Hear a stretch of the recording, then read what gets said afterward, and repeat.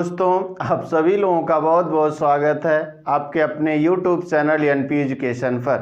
देखिए, इससे यानी सी टेट मैथ में हम लोग पढ़ रहे हैं जोड़, क्योंकि इससे पहले वाले पार्ट में हम लोगों ने योग के प्रमुख प्रगुण को पढ़ा था या योग के प्रमुख नियमों को पढ़ा था ना। आज हम लोग पढ़ेंगे योग की क्रिया क्या है, या योग की क्रिया हम कैसे करते हैं, योगफल हम कैसे ज्ञात करते हैं, उन चीज़ों को हम लोग पढ़ेंगे। यहाँ से भी प्रश्न पूछे जाते हैं, तो आइए थोड़ा सा हम उन चीज़ों पे बात करेंगे कि हम योग की क्रिया को कैसे पढ़ते हैं या हम योग की क्रिया कैसे करते हैं ना। चलिए, जैसे अगर हम बात करें कि अगले वाले पार्ट में हम लोगों ने पढ़ा था ना योग की अवधारणा,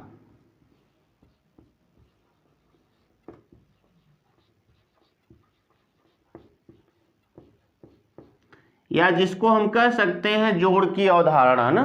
देखिए, योग की अवधारणा की हम बात करें तो हमने पढ़ा था कि जोड़ की अवधारणा से हमारा तात्पर्य क्या है या हमारा अभिप्राय क्या है कि दो समूह की वस्तुओं या दो से अधिक समूह की वस्तुओं को एक में मिलाकर पढ़ना ही क्या कहलाता है, योग कहलाता है ना।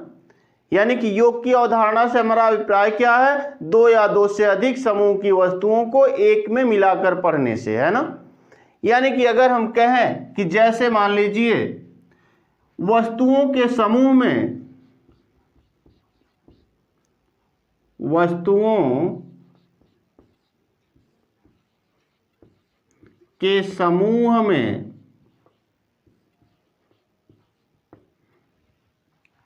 मान लीजिए दो समूह है, ए समूह में कितनी वस्तुएं, मान लीजिए आप कह सकते हैं 25 वस्तुएं हैं, तथा समूह बी में अगर कहा जाए कि 55 वस्तुएं हैं, तो कुल कितनी वस्तुएं, यानी इसको मिलाकर पढ़ने की क्रिया ही क्या कहलाती है, योग कहलाती है। तो अगर हमको कुल वस्तुओं की संख्या बतानी होगी,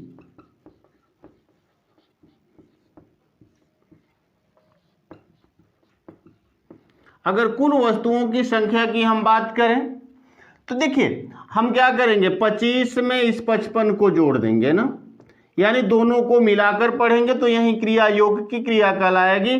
5 5 10, कितना, 5 2 7 और 1 8, अर्थात कुल कितनी वस्तुएं हो गई, 80 वस्तुएं हो गई। इसी क्रिया को हम क्या कहते हैं, जोड़ कहते हैं ना। अब देखिए, अगर हम जोड़ की बात करें तो आइए थोड़ा सा जोड़ की कुछ क्रियाएं हैं जिनको हम पढ़ेंगे कि योगफल की क्या क्या क्रियाएं होती हैं, हम योगफल कैसे करते हैं।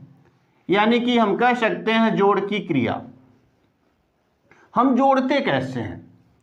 जैसे देखिए, जोड़ने की क्रिया क्या होती है, एक तो हम स्तंभों में संख्याओं को रख के जोड़ते हैं ना। देखिए, पहली जो क्रिया है, संख्याओं को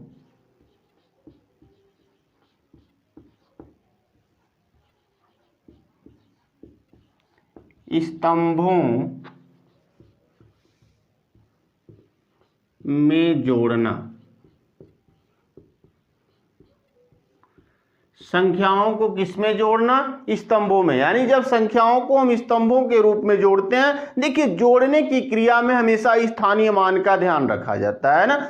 जैसे अगर हम कहें, मान लीजिए 53,987, चलिए एक संख्या हमने लिखा 53,987 में अगर आपसे जोड़ने की बात किया जाए कि ठीक है आप जोड़िए, 7,329 को जोड़ लीजिए, ठीक है 7,329। तो हमेशा ध्यान दीजिएगा, इसमें स्थानीय मान की अवधारणा को ध्यान में रखा जाता है। यानी इकाई के साथ इकाई जुड़ेगा, दहाई के साथ दहाई जुड़ेगा, सैकड़ा के साथ सैकड़ा जुड़ेगा, हजार के साथ हजार, और 10,000 के साथ 10,000 जुड़ेगा ना। हमेशा इसमें स्थानीय मान का ध्यान रखा जाता है और इस पर प्रश्न भी बनता है। अब जोड़िए, देखिए कितना हो गया, 7 और 9 कितना हो गया, 16, 9 और 7 16 को 6, हासिल लगा 1, यानी इसमें 1 हासिल हो जाएगा।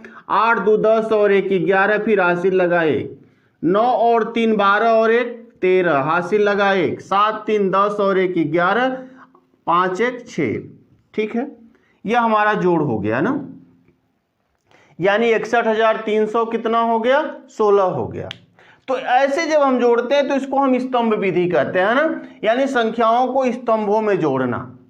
और हमेशा ध्यान दीजिएगा, इकाई इकाई से जुड़ता है, दहाई दहाई से जुड़ता है, सैकड़ा सैकड़ा से जुड़ता है और हजार हजार से जुड़ता है। फिर हम दूसरी क्रिया क्या करते हैं, संख्याओं को हम पंक्ति में रख के जोड़ते हैं ना, यह क्रिया है, इसको हम स्तंभ विधि कहते हैं। फिर संख्याओं को हम क्या करते हैं, पंक्ति में रख के जोड़ते हैं। देखिए दूसरी जो विधि है वह क्या है, जो दूसरी विधि है वह है संख्याओं को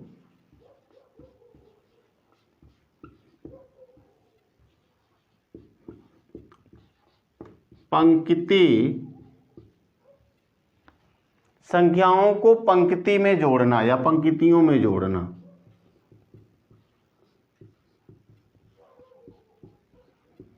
अब देखिए संख्याओं को हम पंक्ति में कैसे रख के जोड़ते हैं, जैसे मान लीजिए अगर कहा जाए कि 53,731 में जोड़ना है 28,215, फिर जोड़ना है 8,713। अब इसे जोड़ना है। देखिए यहां पंक्ति विधि का हमने प्रयोग किया। अब जो होता है इकाई इकाई से जुड़ेगा ना। देखिए इसमें का इकाई 3 है, इसमें इकाई 5 है और इसमें इकाई कितना है, 1 है ना। तो 3 5 8 और 1 कितना हो गया, 9। ठीक है, इकाई के स्थान पे 9 आ गया। अब जो दहाई है वह दहाई से जुड़ेगा। ठीक है, दहाई दहाई से जुड़ेगा, जोड़ लीजिए। देखिए 1 है, यहां 1 है, 2 और 3 कितना हो गया, 5। ठीक, फिर देखिए जो सैकड़ा है वह सैकड़ा से जुड़ेगा ना। अब जो सैकड़ा है वह सैकड़ा से जुड़ेगा, कितना हो गया, देखिए 7 और 2 9। ठीक, 9 और 7 कितना होगा, 16। 16 को 6 हासिल लगाए, यानी अगले पर 1 हासिल चला जाएगा ना। 1 हासिल, हमेशा ध्यान रखिएगा 1 हासिल है। अब देखिए जो सैकड़ा के बाद 1000 आया वह 1000 से जुड़ेगा ना। 1000 हमेशा 1000 से जुड़ेगा। अब ठीक, जोड़िए 8 और 8 16, 16 और 3 19, यही ना। देखिए 8 8 16 और 3 19 और 1 20, हासिल कितना, 2। ठीक, अब इसमें देखिए 1000 तक ही था, खत्म। अब यहां जब चलेंगे 2 हासिल है। अब देखिए यहां जो होगा 10,000, 10,000 से जुड़ेगा ना। 10,000 जो है 10,000 से जुड़ेगा, तो यानी 2 5 से जुड़ेगा तो 7 और 2 9, अर्थात कितना हो गया, 90,659 ना। इसी अवधारणा को हम स्थानीय मान की अवधारणा कहते हैं कि जोड़ में स्थानीय मान की अवधारणा का प्रयोग किया जाता है। यानी इकाई इकाई से जुड़ेगा, दहाई दहाई से जुड़ेगा, सैकड़ा सैकड़ा से जुड़ेगा और 1000 1000 से जुड़ेगा, तथा 10,000 10,000 से जुड़ेगा और लाख 10 लाख से जुड़ेगा। यानी इसमें स्थानीय मान की अवधारणा को स्पष्ट करना होता है। और इस पर देखिए सीटेट में प्रश्न भी बनता है। तो इस प्रकार के योग को हम क्या कहते हैं, पंक्ति विधि में जोड़ना या पंक्तियों में संख्याओं को रखकर जोड़ना ना। फिर देखिए अगला नंबर जो आता है वह आता है दशमलव संख्याओं का योगफल। कौन सा, दशमलव संख्याओं का योगफल। देखिए जो अगला आता है दशमलव संख्याओं का योगफल या योग।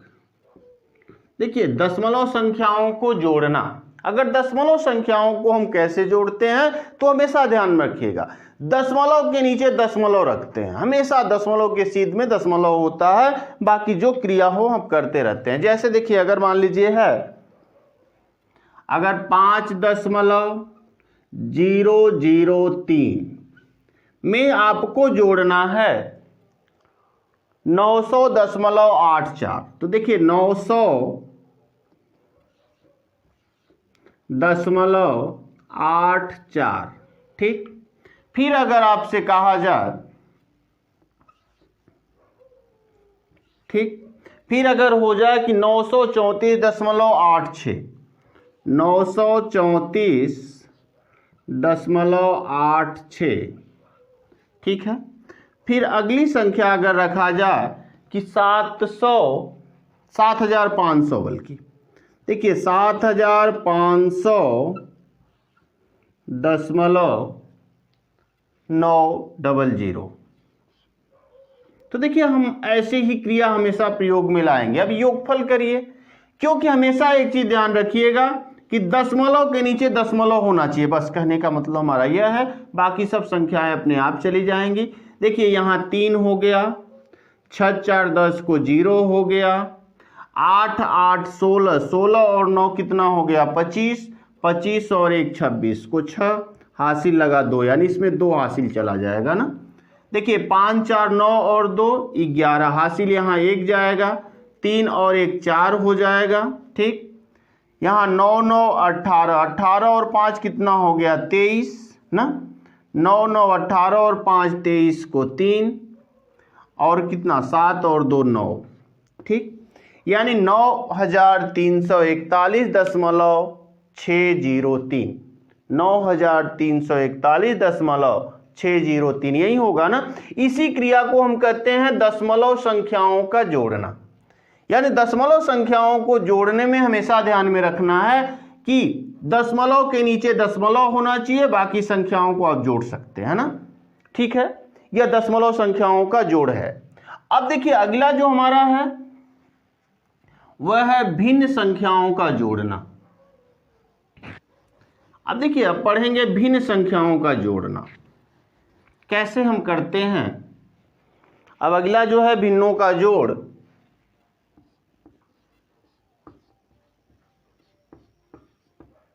भिन्नों का जोड़, यानी अगर हम बात करें 2 या 2 से अधिक जब भिन्न संख्याएं दी गई हों और उन्हें जोड़ना है, तो देखिए मुख्य रूप से जोड़ने में यहाँ किसका महत्व होता है, हर का महत्व होता है ना। जैसे अगर संख्याओं के हर बराबर हो, जैसे अगर मान लीजिए कहा जा p/q में 2p/q को जोड़ना है प्लस 5p/q को जोड़ना है। चलिए तो आपको क्या करना होगा, कुछ नहीं, बस आपका हो जाएगा, देखिए यहां हर बराबर हैं तो इसीलिए हम क्या करेंगे, p धन 2p धन 5p बटे क्या हो जाएगा, q हो जाएगा ना। अर्थात कितना हो गया, तो 5 2 7 और 1 8, यानी 8p/q हो जाएगा, सही।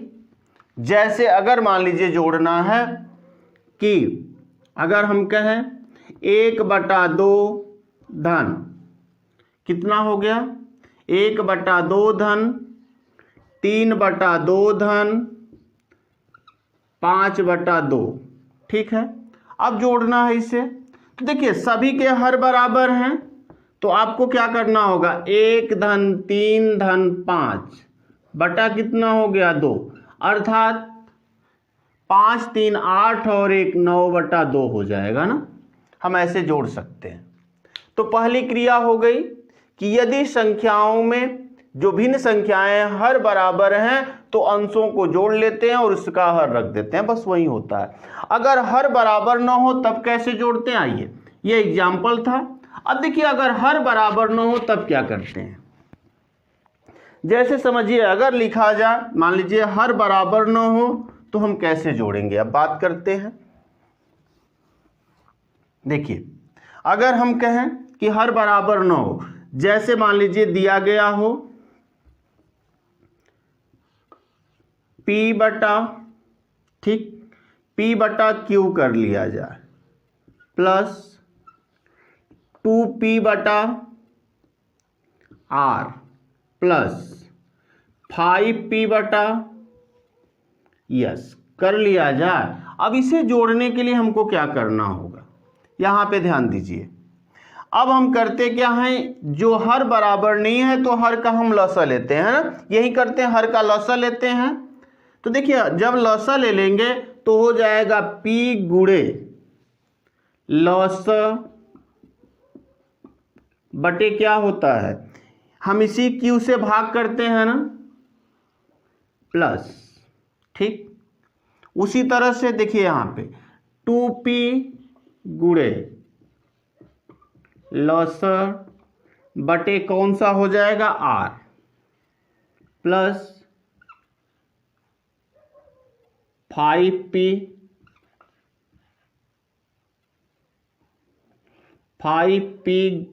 गुणे लस बटा क्या हो जाएगा यस, और सबके बटा क्या हो जाएगा क्यू आर और यस का लस। यही करेंगे।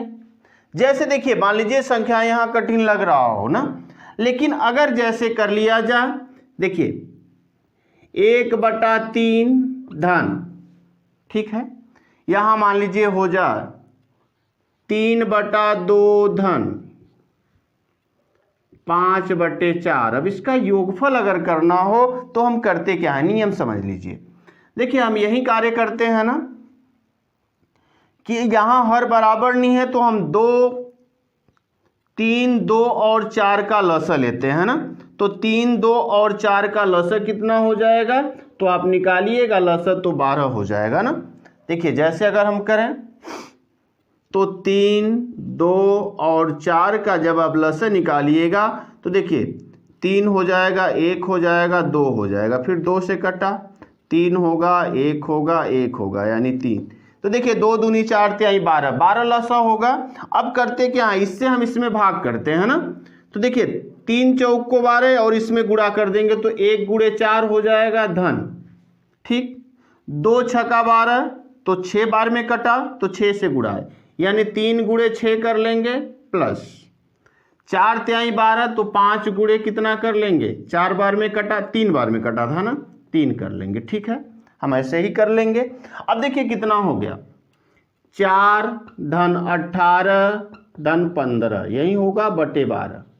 अब जोड़ लीजिए कितना हो गया, 8 5 13 और 4 17 ना।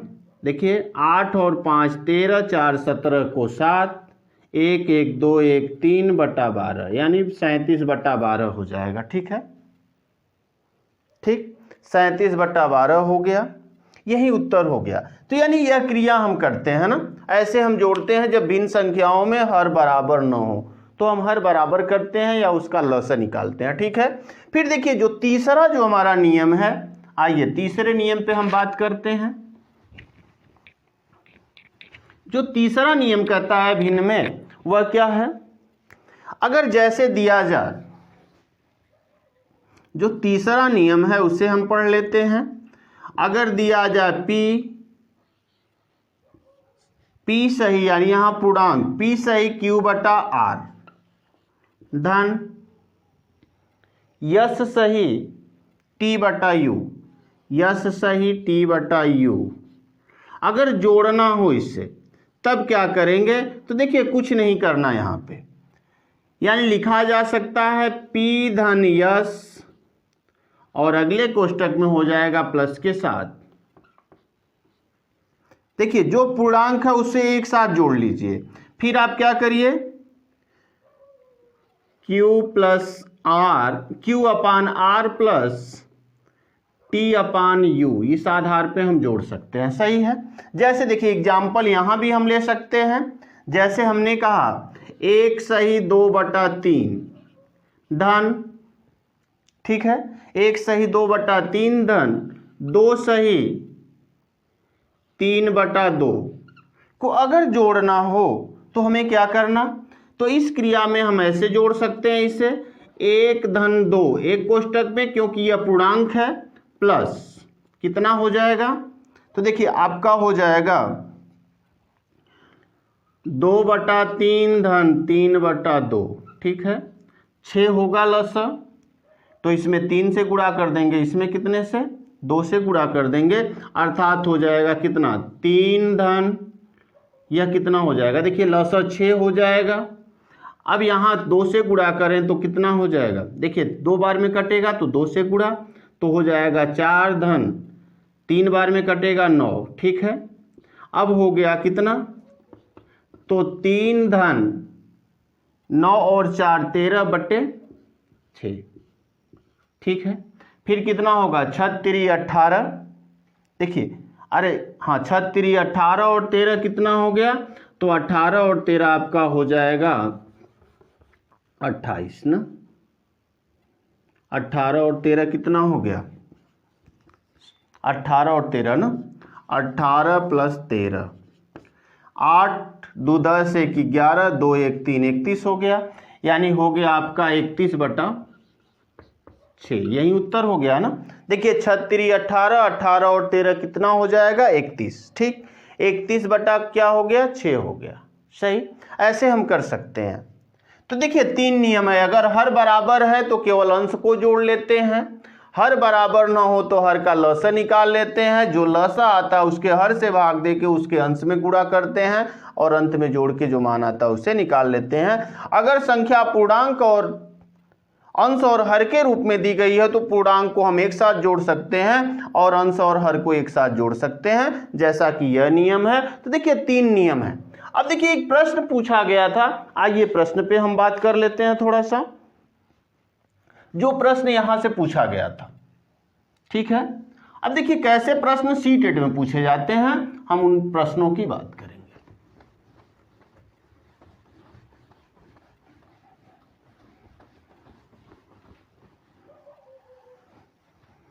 सीटेट में एक प्रश्न पूछा गया था, आइए उस देखिए यह प्रश्न दिया गया था कि कक्षा 3 में एक शिक्षक शिक्षार्थियों को 4562 और 728 का योग करने के लिए कहता है ना।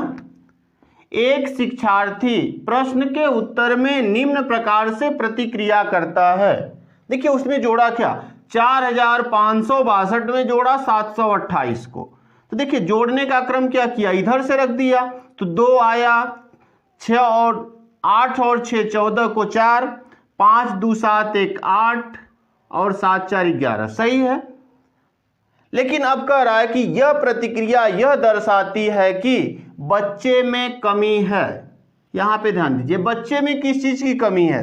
ऑप्शन ए कह रहा है स्थानीय मान की अवधारणा की, ऑप्शन बी कह रहा है पुनर्समूहीकरण के द्वारा योग के कौशल की, ऑप्शन सी कह रहा है योग के सही क्रम की अवधारणा की, और डी कह रहा है योग के कौशल की।